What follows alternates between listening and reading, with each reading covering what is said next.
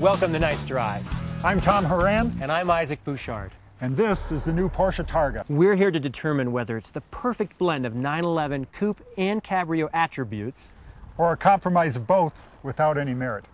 Let's go for a drive.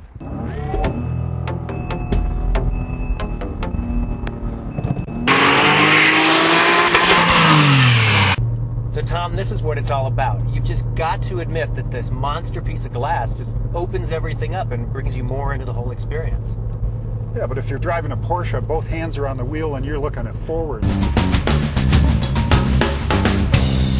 So this is more of a pure 911 derivative than the cabrio ever was. But as you know, the early Targa had the aluminum rail that was basically a hoop or a roll bar for the car, and the whole roof panel was removed. So when we put down the windows, or I didn't have a connection to the B-pillar on the car. So this still doesn't feel, when the roof is all the way back, this doesn't feel like a cabriolet. It just feels like I'm in an SUV with a huge sunroof. Well, you know, the problem with that roll hoop, Tom, was it ruined the beautiful classic coupe profile of a 911. And with this arrangement, you get to keep that.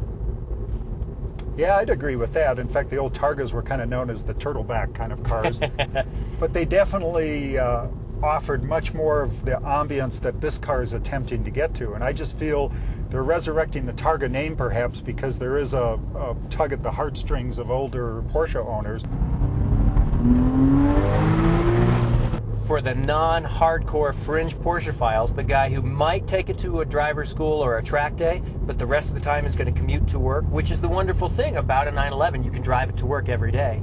Isn't this the best of both worlds? He's got all-wheel drive, so it's weather independent, and he's got the ability to pose or profile or enjoy the weather, and yet the rest of the time he's got the hard, rigid top that's quiet and the torsional rigidity that you'd want in a coupe when he wants to take it for a back road thrash. Well, the all-wheel drive is a plus, especially for kind of the weekend warrior, because it's going to be a lot better car on the track for him than a two-wheel drive car is. But again, a two-wheel drive car is still a lot more rewarding once you've learned how to master it.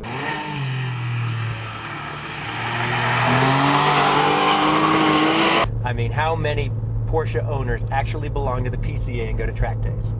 If they really do, they can get a GT3 and they can have fun at the limit on a track. But for the rest of the time, it's so nice to bring the environment into the car with you, to get the sounds and the smell and the sensations that are all about what a 911 is, which is oneness with the road. Yeah, but how often are you going to roll the roof back? I hear the wind noise is just terrible. I thought it was fine. In 7 seconds, you'll know for yourself.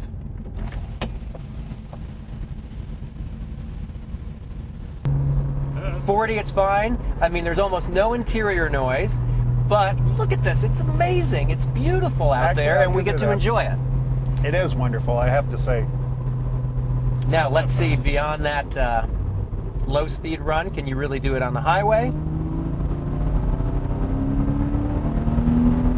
Well, we'll say this, you hear more of that wonderful six-cylinder engine behind us. There you go. You're a lot closer to that flat six and its siren wail. You lose a tiny bit of rear visibility, Tom, because you've got two panes of glass behind you, but I think that's made up for the fact that you've actually got a hatch there, which is wonderfully useful, and part of the appeal of a 911 is it is an everyday supercar that's so usable. You can put people in the back seat, and you've got a lot of room for your gear. And it's a lot easier to access with that hatch there than it is otherwise. Somehow I'd be embarrassed to tell my friends I bought the Targa because I love the hatchback.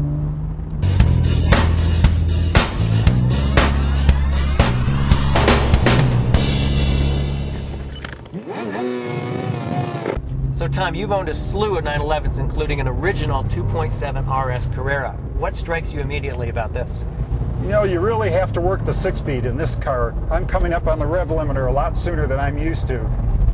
That said, it sure is rewarding when you get used to the short shift and the short gear ratios, because the engine is always on the cam.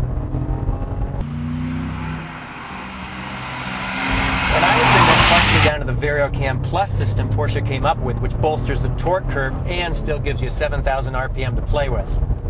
That's one thing about this engine, and it's so refined, and I'm also used to hearing when it gets to the end of the RPM range here, which is what, 7,200 on this car.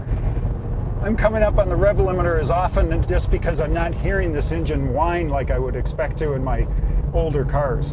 And yet it's still got that evocative 911 flat six howl. as far as I'm concerned.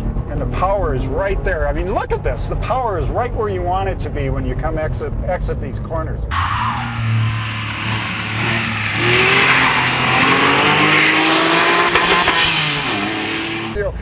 You know, Isaac, this is still a 911. It's still got that wonderful 3.8 liter Boxer 6. It's still got the handling of a 911. So Tom, the chassis settings are a little bit softer on the Targa versus the Coupe. Do you feel that's compromised the car too much? You know, Isaac, I don't think you'd feel the difference unless you drove the two cars back to back. This car really still has the handling that I remember with my Coupe. Can you feel any flex there? I mean, if there's any reduction in torsional rigidity, I can't feel it. The other beautiful thing is, with the PASM system, the adjustable dampers from Porsche, we're in the soft mode now. We can switch it to sport, and it firms things up totally. I mean, as firm as I think you'd ever want them outside of a track. Yeah, this is just marvelous. This is just marvelous.